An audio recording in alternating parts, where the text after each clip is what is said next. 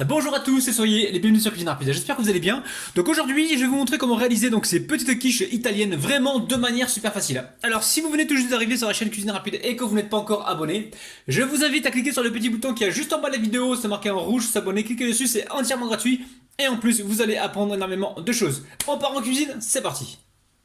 Alors premièrement, hop là, je vais me débactériser les mains avec du vinaigre blanc.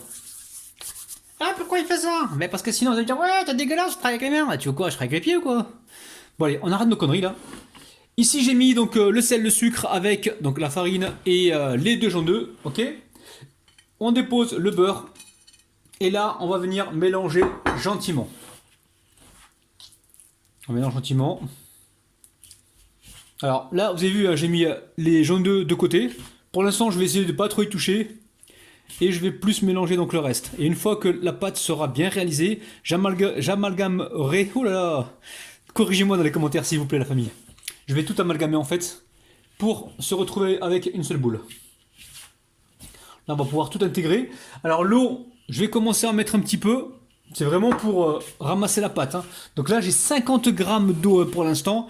J'ai environ 4 à 5 cuillères à soupe.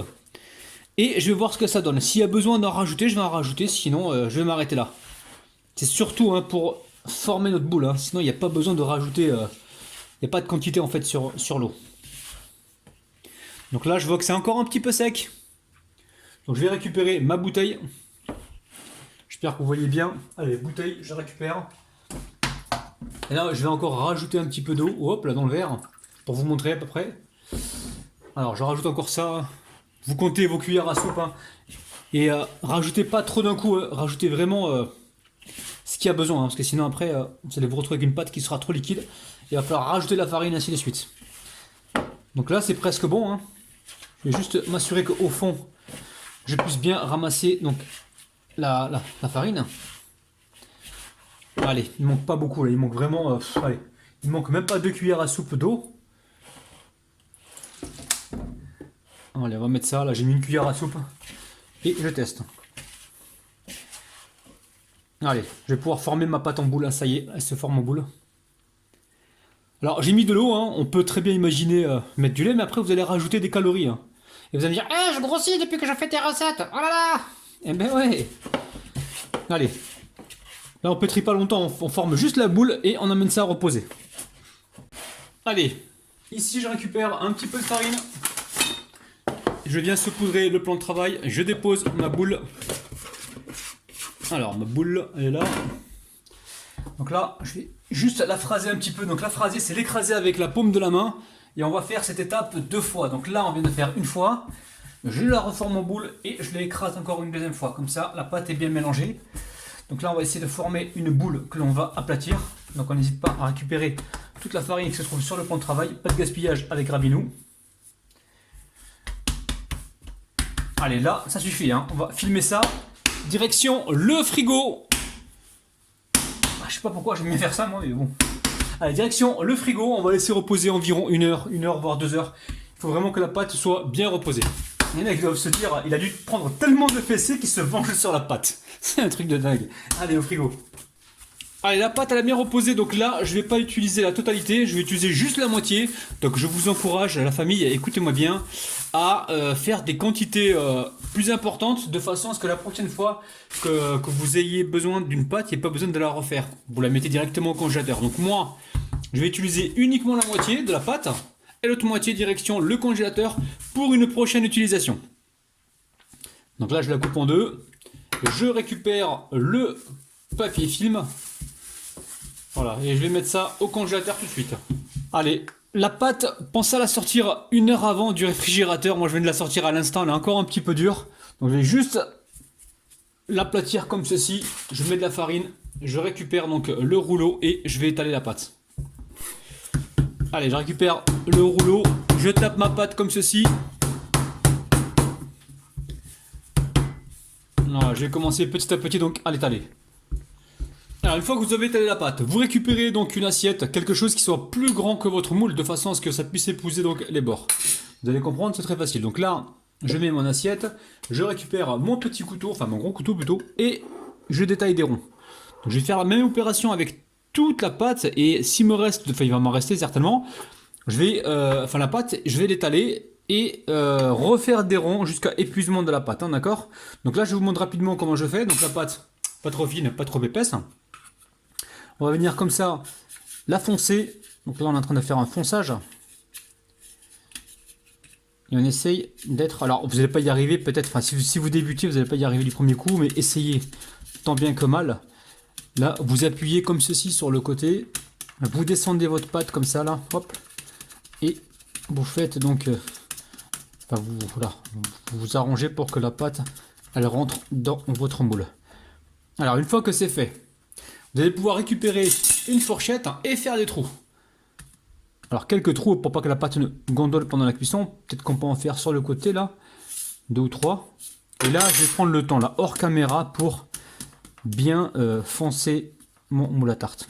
Alors là c'est un moule à tarte qui est comment dire, qui est tout neuf, donc il n'y a pas forcément besoin de le beurrer puisqu'il y a déjà du beurre dans la pâte. Mais si vous avez des moules anciens, n'hésitez pas à beurrer les parce que des fois on peut avoir des surprises. Moi je sais que j'ai déjà testé donc avec ces moules là sans beurrer, ça a marché, donc il n'y a pas de problème. Donc je vais répéter la même opération et on se retrouve donc juste après. Alors je vais vous donner les quantités en bas de la vidéo de ce que je vais utiliser. Donc là j'ai 4 œufs. Allez, on commence par les 4 œufs, on va venir les battre comme ça rapidement. Ça c'est pour la garniture, vous allez voir c'est très facile. Hein. Ensuite, je récupère du lait. Le lait j'ai combien? À la vue d'œil je vais vous dire combien j'ai. Allez, 10 centilitres de lait. Donc ça fait 100 grammes de lait hein, si vous pesez en grammes. On va mélanger. Alors on mélange, ici je viens y mettre le mascarpone. Alors mascarpone, vous n'êtes pas obligé, hein, n'en mettez pas si vous en avez pas. Hein. Le mascarpone, moi je le mets, c'est vraiment pour rester dans l'esprit donc italien. Mais encore une fois, vous n'êtes pas obligé, hein, d'accord? Donc le mascarpone, je vais me répéter, si vous en avez pas, n'en mettez pas. Remplacez-le tout simplement par un peu plus de lait. Parce que je sais que vous allez me dire, ouais mais chez nous on n'a pas de mascarpone ou patati patata. Normalement du mascarpone il y en a partout, il faut vraiment chercher la famille. Hein. Donc là une fois que vous avez fait ça, on va venir saler. Donc très peu de sel, pas trop. Hein. On va également poivrer. Et on va mélanger. Ensuite, je vais... Là j'ai 3 petits oignons, vous pouvez prendre un oignon hein, si vous voulez, donc 3 petits oignons rouges, pardon. Ici j'ai une grosse poignée ou 2 poignées de tomates cerises. Et j'ai également des olives. D'accord? Donc les tomates cerises, je vais les couper en petits morceaux. L'oignon rouge, je vais l'éplucher et le couper en petits cubes. Et ici, j'ai de la mozzarella. Donc là, j'en prévois 2. Si j'ai besoin que d'une, j'en utiliserai une. Hein, d'accord? Donc là, c'est de la mozzarella. Ok? Alors là, j'ai coupé, on peut le voir ici, donc voilà mes légumes. Ici, j'ai la mozzarella qui est coupée aussi. Alors, très simple. Très simple. Je vais récupérer un petit peu de basilic. Donc là, j'ai du basilic, pardon. Basilic congelé. Donc là, je mets environ une belle poignée. Ensuite, on va y mettre donc voilà, les olives avec les tomates coupées en rondelles. Vous les coupez comme vous voulez, il n'y a pas de problème. On met tout ça dedans. Vous allez voir, recette facile, recette de ouf. Et recette rapide. Donc là, on mélange tout ça comme il faut. Ensuite, on va y mettre du parmesan. Pourquoi du parmesan? Pour rester bien en Italie, les amis. Ouh, j'ai dit les amis, faut pas le dire. Là, vous mettez à peu près 2 à 3 cuillères à soupe. Hein. Pas besoin d'en mettre trop. Hein. Allez, une fois qu'on a fait ça, on va pouvoir mélanger le tout. Hein. On mélange le tout. On peut goûter éventuellement si on voit qu'il n'y a pas assez de sel. Mais attention, parce que les olives, le parmesan, c'est salé. On va se calmer sur le sel, hein, ok? Allez. Je mélange comme il faut et on se retrouve tout de suite. Alors, vous avez vu, hein, là j'ai réparti la mozzarella donc, sur les fonds de tarte. Franchement, vous faites ça pour une entrée, vous allez faire des heureux et des heureuses. Allez, je récupère la louche. Et là, je m'assure déjà que tout soit bien mélangé.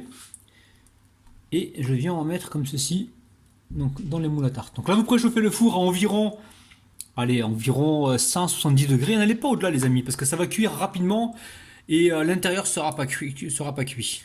Donc prenez votre temps. Donc là, vous avez vu, hein, je suis en train de mettre donc de l'appareil, mais je vais répartir tout ça à la fourchette joliment. Comme ça, on aura un bon résultat. Bon, finalement, j'aurais besoin de 6, 2, 4, 6 moules, pas plus. Donc là, je vais retirer un peu de... Voilà, je répartis un peu partout, comme il faut. Donc là, pas besoin de remplir au rabord. Hein. que sinon ça risque de déborder. Et là, l'idéal, ça serait voilà, de mettre de la couleur, de différencier en fait les couleurs et voilà, d'équilibrer tout ça. Allez, direction le four, je vous dirai donc le temps exact juste après. Alors, les quiches, pour ma part, elles ont cuit pendant 40 minutes à 170 degrés. Il faudra bien surveiller. Donc là, vous allez voir, elles vont un petit peu gonfler dans le four, mais après, elles vont se stabiliser. Donc j'attends un petit peu que ça tiédisse et ensuite, je vais passer dans le co-démoulage. Je vous montre juste, je suis en train de me brûler là, regardez ça. Regardez-moi, c'est joli. Ce sont des tartes en fait, des quiches italiennes, franchement très gourmandes. Ça va beaucoup plaire en entrée, ça. Allez, on laisse un petit peu tiédir et on se retrouve juste après. Allez, je vous montre. Donc là, je suis en train de le démouler gentiment. Ici, je passe un petit couteau. Donc toujours avec tendresse et délicatesse. Hop, vous avez vu? C'est nickel, hein, c'est super. Hop là. Allez, je mets tout ça sur mon assiette et on se retrouve tout de suite. Ah, l'heure de la dégustation est arrivée. Bismillah la famille, bismillah. Allez, c'est parti. Là, vous allez vraiment être surpris, c'est vraiment très bon. On a un bon goût d'Italie en bouche. Ça donne envie de partir en Italie, je vous assure. C'est vraiment super bon avec le basilic, le mascarpone, le parmesan, la mozzarella, franchement, les olives, les tomates. On est en Italie. La famille, refaites la recette, faites-vous plaisir. Et n'oubliez pas qu'en ce moment, je fais des vidéos tous les jours. Donc je vous donne rendez-vous tous les jours le matin à 10 h. Prenez soin de votre petit palais. Bye bye.